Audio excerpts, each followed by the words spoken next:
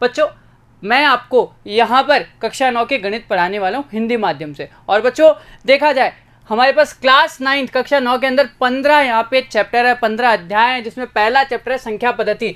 बच्चों हम यहीं से स्टार्ट करने वाले हैं सबसे पहले संख्या पद्धति से। तो आइए देखिए बच्चों संख्या पद्धति आखिर होती क्या है, इसका परिचय समझ लेते हैं। तो देखिए बच्चों प्राकृत संख्याओं के बारे में आपने पढ़ा होगा, सुना होगा, हम पिछली कक्षाओं में अध्ययन भी कर चुके हैं। एक बार फिर से देख लेते हैं बच्चों। वे संख्याएं जो 1 से प्रारंभ होती है और अनंत तक जाती है, मतलब चलती जाती है, इनका अंत नहीं होता, या 1 से लेकर जितनी आगे तक की जितनी भी संख्याएं, ये सभी संख्याएं क्या कहलाती है, प्राकृत संख्याएं कहलाती है। जैसे देखिए बच्चों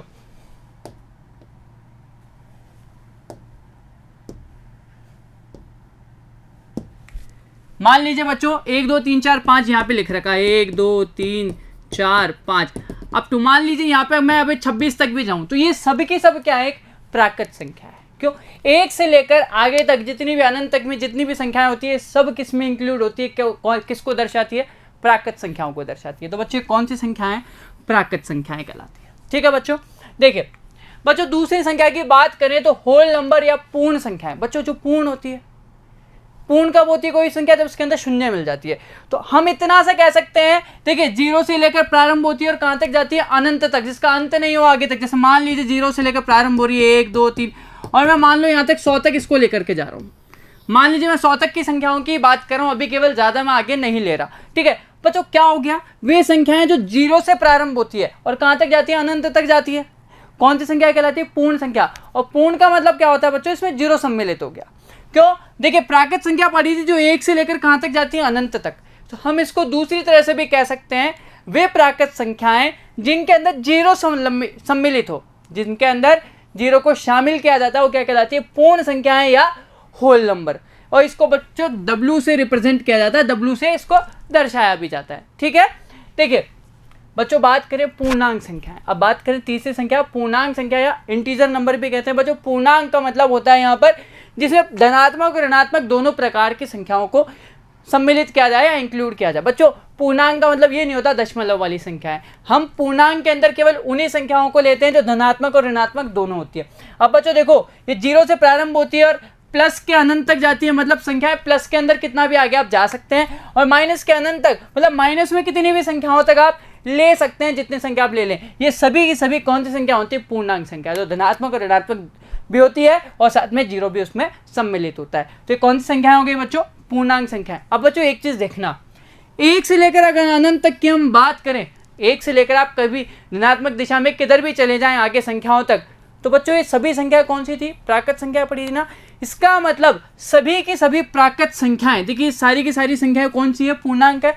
जो सभी प्राकृत संख्याएं क्या कहलाती है, पूर्णांक संख्याएं कहलाती है। सभी प्राकृत संख्या क्या कहलाती है, पूर्णांक होती है, क्योंकि आपको दिख ही रहा है यहाँ से।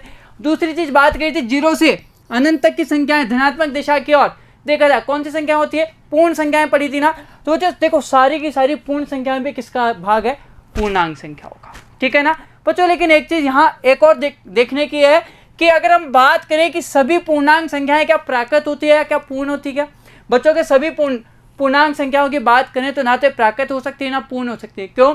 अगर मान लीजिए -2 की बात कर ली जाए तो -2 ना तो पूर्णांक, ना तो पूर्ण संख्या है, ना प्राकृत संख्या है। तो सभी पूर्णांक संख्याएं पूर्ण और प्राकृत नहीं हो सकती, लेकिन सभी की सभी प्राकृत संख्याएं और पूर्ण संख्याएं क्या हो सकती है, पूर्णांक हो सकती है। ठीक है बच्चों। अगला देखिए बच्चों, परिमेय संख्याएं या रैशनल नंबर की बात करें। बच्चों देखो वे संख्याएं जिन्हें P/Q के रूप में लिख सकते हैं, जहां P और Q एक पूर्णांक संख्या होती है और Q का मान 0 के बराबर नहीं होता, उन्हें हम कहते हैं परिमेय संख्या। एक उदाहरण के तौर पर देखा जाए तो बच्चों जैसे मैंने ये लिखा 2/3। बच्चों ये 2/3 ये क्या है, परिमेय संख्या है। क्या है, परिमेय संख्या है।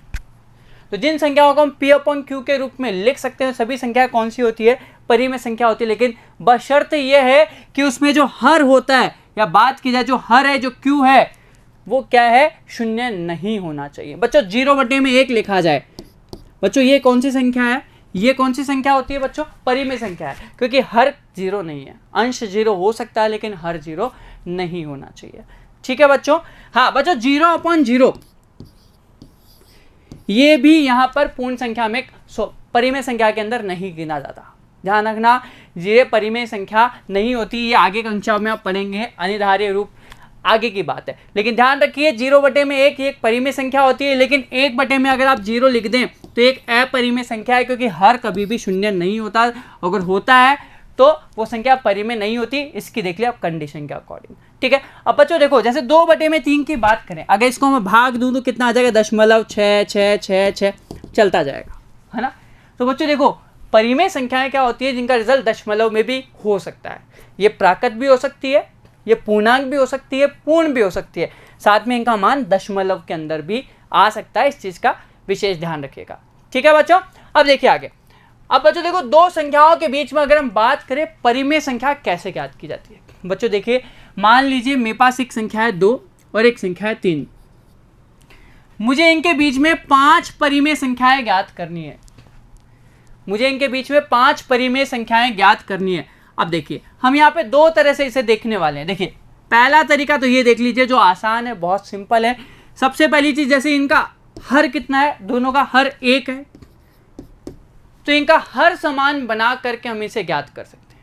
इनका हर समान है ना, तो बच्चों इसको किस तरह से हम लिखा जा सकता है, अगर हम इसके अंश को भी 10 से गुणा कर दें और इसको हर को भी 10 से गुणा कर दें, इसके अंश को भी 10 से गुणा कर दें, इसके हर को भी 10 से गुणा कर दें, मतलब समान संख्या से अंश और हर को गुणा करके। अब देखिए कितना हो गया, 20/10 और 30/10। अब बच्चों अगर यहाँ से देखा जाए, जब हर समान है तो केवल अंश में तो चेंज करना है ना, तो बच्चों संख्या क्या हो जाएगी, 20 और 30 के बीच की बात करें, केवल ये बटे में 10 रहने दीजिए। यहाँ पर क्या हो जाएगा बच्चों, 21/10, 22/10, 23/10, 24/10, 25/10। इस तरह से बहुत सारी यहाँ पे संख्याएं आप ज्ञात कर सकते हैं। बच्चों एक और चीज, दो संख्याओं के बीच में अनेक परिमेय संख्याएं आप ज्ञात कर सकते हैं। बहुत सारी परिमेय संख्या होती है। एक तरीका तो ये कि अंश और हर को समान संख्या से गुणा करके, ठीक है, यहां से अभी हम निकाल सकते हैं। हमने क्या किया, केवल दोनों पक्षों में या दोनों संख्याओं का केवल हर को समान किया, ठीक है, और इसके माध्यम से इसे ज्ञात कर लिया। अब दूसरा तरीका क्या कह रहा है बच्चों, वो और भी इससे अच्छा है, वो आपके ज्यादा काम भी आता रहेगा। देखिए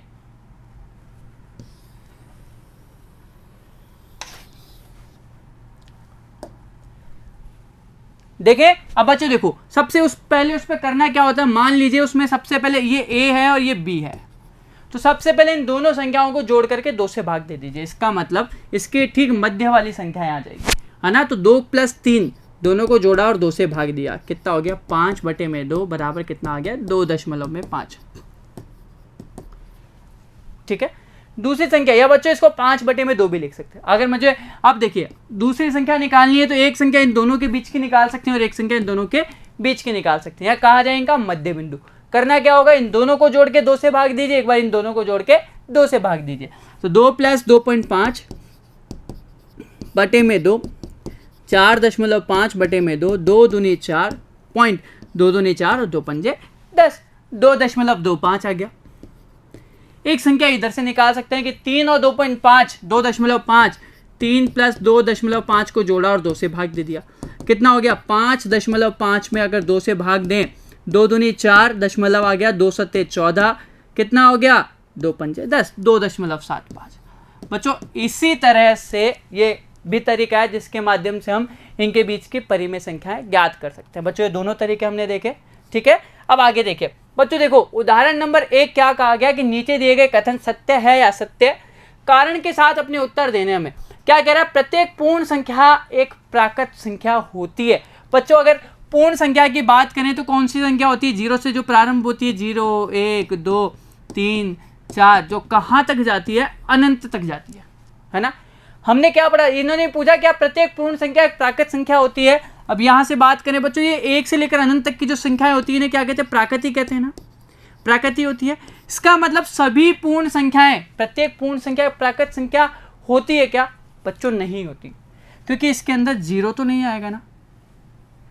अगर हम 0 की बात करें तो 0 तो प्राकृत संख्या नहीं होती ना, तो प्रत्येक पूर्ण संख्या प्राकृत नहीं होती। प्रत्येक प्राकृत संख्या को पूर्ण कह सकते हैं, लेकिन प्रत्येक पूर्ण संख्या प्राकृत नहीं होती। क्या कथन सत्य है या असत्य, असत्य है। अब दूसरा क्या कह रहा है, प्रत्येक पूर्णांक एक परिमेय संख्या होती है। बच्चों देखो, अगर पूर्णांकों की बात करें तो 0 plus minus 1 plus minus 2 plus minus 3 plus minus 4 up two plus minus कहाँ तक, अनंत तक की बात होती है ना बच्चों। प्रत्येक पूर्णांक संख्या एक परिमेय संख्या होती है, क्योंकि बच्चों जो परिमेय संख्याएं होती है वो क्या होती है, पूर्णांक से मिलकर के बनी होती है, जो P/Q के रूप में होती है, और P और Q क्या होते हैं, पूर्णांक होते हैं। तो अगर सभी पूर्णांक जो होते हैं वो परिमेय संख्या का ही भाग होते हैं। आप चाहे से धनात्मक ले लीजिए चाहे से ऋणात्मक ले लीजिए, प्रत्येक पूर्णांक संख्या एक परिमेय संख्या होती है। ठीक है, तो ये कथन क्या है बच्चों, सत्य है बिल्कुल। अब देखिए क्या कहा गया, प्रत्येक परिमेय संख्या एक पूर्णांक होती है। क्या बच्चों, अगर इसकी बात करें 2/3, तो 2/3 एक परिमेय संख्या है। अगर इसका रिजल्ट देखा जाए, इसको हल कर ले तो कितना आ जाएगा, 0.6666 इतना आएगा ना। और बच्चों पूर्णांक संख्याओं के अंदर दशमलव संख्याएं नहीं आती है, इसका मतलब प्रत्येक परिमेय संख्या पूर्णांक संख्या नहीं होती। बच्चों अगर बात की जाए केवल 2 की, तो 2 तो एक परिमेय संख्या तो है, ये पूर्णांक भी हो जाएगी, लेकिन अगर इस तरह का ऑप्शन आ गया, इस तरह की संख्या आ गई, तो ये पूर्णांक नहीं होगी। तो प्रत्येक परिमेय संख्या पूर्णांक संख्या होती है, नहीं होती, नहीं होती। कथन क्या है, असत्य है। ठीक है बच्चों, अब देखिए अगला क्या कह रहा है, 1 और 2 के बीच की 5 परिमेय संख्याएं ज्ञात कीजिए, और इसको कम से कम 2 विधियों से हल कर सकते हैं। अब देखो बच्चों, ये रहा एक, पहला तरीका देखते हैं, 1 और 2 इसके बीच की 5 परिमेय संख्या होगी। बच्चों 1 और 2 के बीच में 5 परिमेय संख्या, जैसे मान लीजिए इसको हम कह सकते हैं ना, ये 1 हो गया तो 1.1 भी हो गया, हम 1.2 भी हो गया, 1.3 हो गया, 1.4 हो गया, 1.5 हो गया, इसी तरह से और भी निकाल सकते हैं। तो ये होगी 5। ठीक है, ठीक है बच्चों। अच्छा, करना क्या था, केवल समझ आया कुछ, 10 से गुणा कर दो और बच्चों 10 से भाग कर दो, इधर भी 10 से गुणा कर दो, 10 से भाग कर दो। ये कितना हो गया, 10/10, ये हो गया 20/10। इसके बीच में जो संख्या आएगी 11/10, 12/10, 13/10 अप टू 19/10, 20/10। ये हो गया 1.1, 1.2, 1.3, 1.9, 2.0 तक, 2 तक होगी। ये हो गई आपके पास कौन सी संख्या, 1 और 2 के बीच में 5 परिमेय संख्या। पहला तरीका इन्होंने बोला 2 विधियों से हल करना। अब दूसरा तरीका भी हमने देखा, क्या करना है, ये रहा 1 और ये रहा 2। ठीक है, अब बच्चों देखो क्या करना है, सबसे पहले दोनों के बीच की संख्या, उसके लिए क्या करना होगा, दोनों को जोड़ के 2 से भाग दे, तो 1 + 2 कितना हो गया, 3, 3/2, ये आ गया, है ना। अब क्या दूसरी परिमेय संख्या निकालनी है, तो क्या करना होगा, इन दोनों को जोड़ के 2 से भाग दो, तो 1 + 3/2 को जोड़ो और 2 से भाग दे दो। कितना हो गया बच्चों, यहाँ पे लैसे आ गया 2, 2 एकम 2 प्लस 3, 5/2, फिर बटे में 2 और लगाना होगा, तो ये 2 इससे गुणा हो जाएगा, 5/4। कितना हो गया, 4 एकम 4 दशमलव 4 एकम 4 हो गया, 4 दूनी 8 हो गया बच्चों, सॉरी, और 4 पंजे 20, 1.25। अगर इसकी और बात करें बच्चों, 3/2 को अपन लिख सकते हैं 1.5। ठीक है बच्चों, तो अगर 1 और 2 के बीच की बात की जाए तो 1.5 और 2, तो 1.5 और 2 को जोड़ो और 2 से भाग दे दीजिए। तो 3.5 में 2 से भाग दिया तो कितना आ गया, 1.75। तो एक संख्या ये आ गई। कितनी निकालनी है बच्चों, 5 परिमेय संख्या निकालनी है, कितनी आ गई, 3। अब एक काम और कर सकते हैं, एक बार इन दोनों को जोड़ के 2 से भाग दे दें और एक बार इन दोनों को जोड़ के 2 से भाग दे दें, इन दोनों को जोड़ के। ठीक है, तो देखो 1 और 1.25, 1 और 1.25 को जोड़ के 2 से भाग दिया, 2.25/2, 2 एकम 2, 2 एकम 2, कितना हो गया, 2 दूनी 4, 2 पंजे में 10, 1.125, 1.125।